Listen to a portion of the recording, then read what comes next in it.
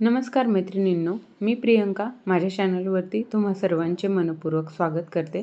तर आज आपण मस्त अशी सुरमई फ्राय बनवतोय, तीही मालवणी पद्धतीने। तर याचा आपण पहिला भाग सुरमईची करी जी आहे ती अगोदरच पाहिलेली आहे। तर आज आपण सुरमईचा फ्राय बनवतोय। तर इथं मी जे सुरमईचे मोठे पीस असतात ते अशा पद्धतीने फ्रायसाठी ठेवलेले होते। तर हे जे आहे ते माशाचे अंडे असतात, याला गाबोळी बोलतात। तर अशा पद्धतीने बऱ्याच वेळेला हे माशामध्ये येतात।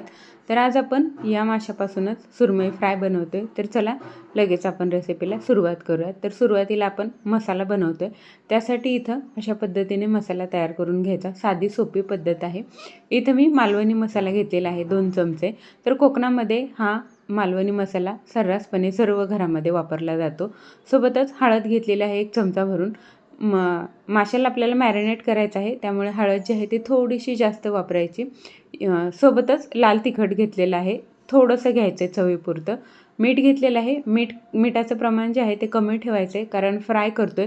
फ्राय केल्यामुळे त्याची जे क्वांटिटी असते ते अजून कमी होते, श्रिंक होते मच्छी, त्यामुळे मीठ कमी वापरायचं आहे। तर हे हलक्या हाताने मिक्स करून घ्यायचं आहे। आणि सोबतच इथं आपल्याला वापरायचं आहे कोकम। तर मालवणी पद्धतीने बनवतोय म्हणून आपल्याला इथं कोकमाचा वापर करायचा आहे, कारण कोकणामध्ये कोकम हे सर्व घरांमध्ये वापरलं जातं। तर इथं कोकम जे आहे ते मी पाण्यामध्ये भिजत घातलेलं होतं, त्याला अशा पद्धतीने चुरून घ्यायचे, म्हणजे त्याचा जो फ्लेवर आहे तो छान असा पूर्ण पाण्यामध्ये उतरला जातो। म्हणून अशा पद्धतीने कोकम जे आहे ते चांगलं चुरून घ्यायचं आहे, त्याचा चुरा करून घ्यायचा आहे।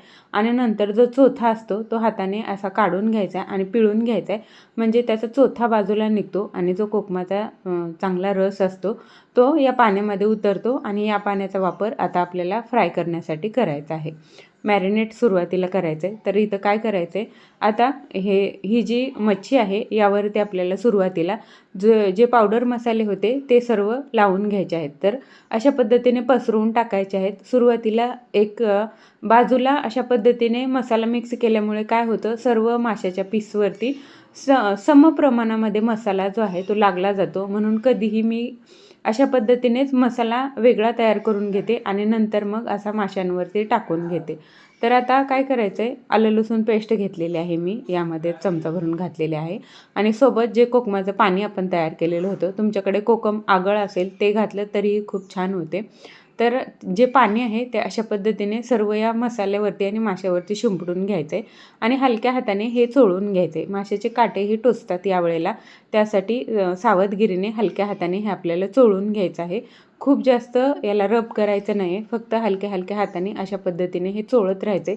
एका बाजूने व्यवस्थित असं चोळून झालं की ते दुसऱ्या बाजूने पलटी करायचे आणि जो मसाला आहे तो खालचा वरी वरचा खाली अशा पद्धतीने सर्व माशाच्या पीसेसवरती लावून घ्यायचं आहे। आणि जे कोकमाचं पाणी आहे ते आवश्यकतेनुसार टाकत जायचं आहे वरून आपल्याला यावरती, कारण कोकमाची जी चव आहे ती पूर्ण आपल्या माशामध्ये उतरली पाहिजे। त्यासाठी जे कोकमाचं पाणी आहे त्याचा भरपूर आपल्याला वापर करायचा आहे। सुरुवातीला फक्त मसाला चोळून घ्यायचा आहे यावरती व्यवस्थित असा, आणि जशी गरज लागेल तसं अशा पद्धतीने जे कोकमाचं पाणी आहे ते टाकत जायचं आहे, म्हणजे छान असा मस्त आंबटपणा आणि छान कोकमाचा फ्लेवर आपल्या पूर्ण माशामध्ये उतरला जातो। तर सेम याच पद्धतीने छान चोळून घ्यायचे, म्हणजे पूर्ण जो मसाला आहे तोही आपल्या माशावरती लागतो आणि आपली जी पूर्ण मच्छी आहे ती छान अशी मॅरिनेट होते। तर अशा पद्धतीने सेम करत जायचे आणि सर्व माशावरती हे छान असं चोळून घ्यायचे। तर पाहू शकता हलक्या हाताने पूर्ण मसाला जो आहे तो सर्व माशावरती एकत्रितपणे चोळून घ्यायचा आहे। आणि नंतर मग एक 20 मिनिट ते अर्धा तास हे आपल्याला मॅरिनेट करण्यासाठी असंच ठेवून द्यायचं आहे परत। तर इथं सर्व मसाला जो आहे माझा तो अशा पद्धतीने लावून झालेला आहे। सर्व पीसवरती एकसारखा मसाला लागला पाहिजे, एवढी काळजी घ्यायची आहे फक्त, म्हणजे कुठे मसाला जास्त कुठे मसाला कमी अशा पद्धतीने होत नाही। सर्व मसाला चोळून झाल्याच्या नंतरही कोकमाचं जे पाणी आहे ते अशा पद्धतीने वरून आपल्याला याला घालून घ्यायचं आहे, म्हणजे हे वरून सुकत नाही किंवा हडकत नाही, कोरडे पीस पडत नाहीत याचे।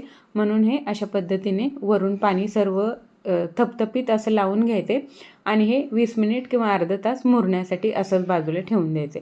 त्यानंतर आता आपल्याला फ्राय करायला घ्यायचं आहे। तर इथं तांदळाचं पीठ घेतलेलं आहे मी, तर आवश्यकतेनुसार तांदळाचं पीठ घ्यायचे। यामध्ये थोडासा बारीक रव्याचा वापर मी हमेशा करते। यामध्ये आता आपल्याला मसाले घालायचे आहेत. मच्छी मॅरिनेट करताना आपण मच्छीचे मसाले त्यामध्ये घातलेले आहेत, पण वरतून आपण हे जे पीठ लावतो तर या पिठामध्येही थोडे थोडे मसाले घालायचे आहेत, म्हणजे पिठाची ही चव छान येते. तर यामध्येही सेम मी तसंच केलं आहे. मीठ, हळद आणि मालवणी मसाला घातलेला आहे. हे हलकंसं व्यवस्थित या पिठामध्ये मिक्स करून घ्यायचं आहे आणि आता या पिठामध्ये आपल्याला हे जी मच्छी आहे आपली ती घोळवून घ्यायची आहे. अशा पद्धतीने व्यवस्थित छान मिक्स करायचं आहे फक्त आणि मग हे आपलं तयार झालं. तर इथं आपलं मच्छी तयार आहे, मॅरिनेट होऊन पीठ तयार आहे. तर आता आपण लगेच फ्राय करायला घेतो आहे. त्यासाठी इथं मी तवा ठेवलेला आहे. कुठल्याही तव्यावरती तुम्ही मच्छी फ्राय जी आहे ती करू शकता. फक्त जे भांडं घेत आहे ते पसरट घ्यायचं आहे, म्हणजे काय होतं आपली भरपूर क्वांटिटीमध्ये फिश जी आहे ती तव्यावरती बसते आणि पसरट असल्यामुळे याच्यातून पाणी लवकर उडतं, म्हणजे याला स्पेस मिळतो भरपूर, त्यामुळे मच्छी जी आहे ती लवकर कुरकुरीत होण्यासाठी मदत होते. तर इथं आपली मच्छी जी आहे ती छान अशी मॅरिनेट झालेली आहे.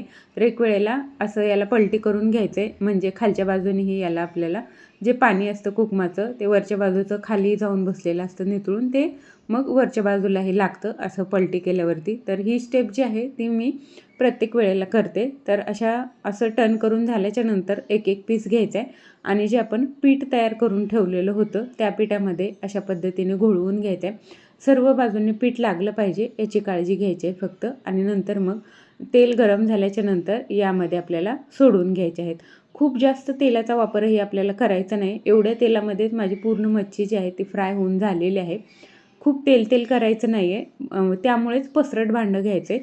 म्हणून पसरट भांड्यामध्ये मच्छी जास्त क्वांटिटीमध्ये बसतेही, लवकर फ्राय होतेही आणि तेलही कमी लागतं अशा पद्धतीने. जर खोलगट भांडं घेतलं तर त्यामध्ये आपण खूप तेल टाकून फ्राय करतो. असं न करता असं शॅलो फ्राय करायचं आहे कधीही फिश फ्राय करताना. यामुळे तेलही कमी लागतं आणि आपलं हेल्थही चांगलं राहतं. तर इथं एवढ्या तेलामध्येच माझे हे पूर्ण फिश जे आहे ते शेवटपर्यंत पूर्ण फ्राय करून झालेले आहेत.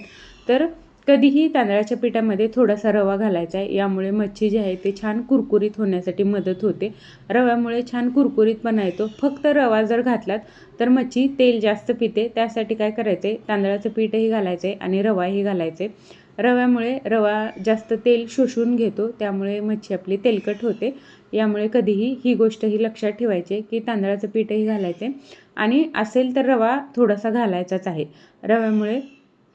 तांदळाच्या पिठामुळे बाइंडिंग येतं या फिशला आणि रव्यामुळे जे आहे ते छान असा कुरकुरीतपणा येतो.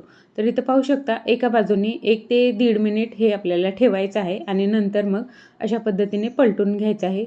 सेम प्रोसेस आपल्याला फॉलो करत आपली जी मच्छी आहे ती पूर्ण छान अशी कुरकुरीत होईपर्यंत, छान असा गोल्डन कलर आला पाहिजे प्रत्येक पीसवरती, अशा पद्धतीने आपल्याला फ्राय करून घ्यायचं आहे. गरज वाटली तर मधले पीस बाजूला ठेवायचे आहेत. बाजूचे जे पीस आहेत कमी फ्राय झालेले तर ते मध्ये ठेवायचे आहेत. अशा पद्धतीने आलटून पालटून हे आपल्याला छान असं फ्राय करून घ्यायचं आहे. कधीही फिशला हँडल करताना हलक्या हातानेच हँडल करायचे. इथे मी व्हिडिओ फास्ट केलेला आहे त्यामुळे आपल्याला असं दिसतंय, पण व्हिडिओ फास्ट करून नंतर मग मी हे तुमच्यासोबत शेअर केलेलं आहे. तर फायनली इथं पाहू शकता छान असे आपले फिश जे आहे ते सर्व पीस एकसारखे असे छान फ्राय झालेले आहेत. तर अशा पद्धतीने आज आपण संडे स्पेशल मालवणी मसाल्यामध्ये मालवणी पद्धतीने फिश फ्राय बनवलेली आहे. तर चला लगेच आपण सर्व करून घेऊयात. तर इथं केळीचं पान घेतलेलं आहे मी. यामध्येच आता आपल्याला हे पीस जे आहेत ते सर्व मी अशा पद्धतीने काढून घेतलेले आहेत. तर ही कोकणी पद्धत म्हणू शकता किंवा मालवणी पद्धत म्हणू शकता फिश फ्राय करायची. तर अशा पद्धतीने आपली जी फिश आहे ती फ्राय झालेली आहे संपूर्ण.